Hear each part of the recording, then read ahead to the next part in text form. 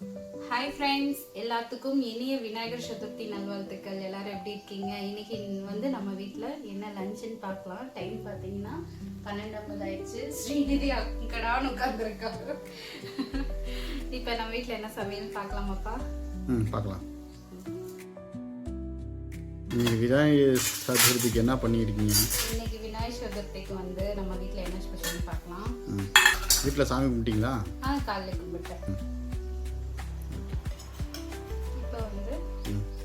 White rice,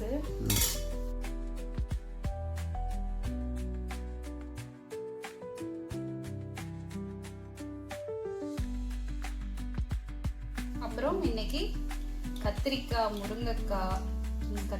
முருங்கைக்காய், உருளைக்கிழங்கு, carrot, beans போட்ட சாம்பார் சூப்பராக இருக்கும். கொஞ்சம் புளி ஊற்றி வச்சிருக்கேன். அதுக்கு சைட் டிஷ் பார்த்தீங்கன்னா முட்டைக்கோஸ், கேரட் போட்ட பொரியல். நம்ம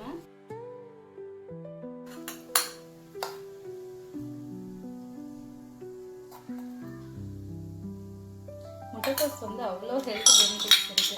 ஹார்ட்டுக்கெலாம் ரொம்ப நல்லது. முட்டைக்கோஸ் பொரியல், அதுக்கப்புறம் சூப்பரான ஒரு தக்காளி ரசம் பூண்டு போட்டு வச்சுருக்கேன்.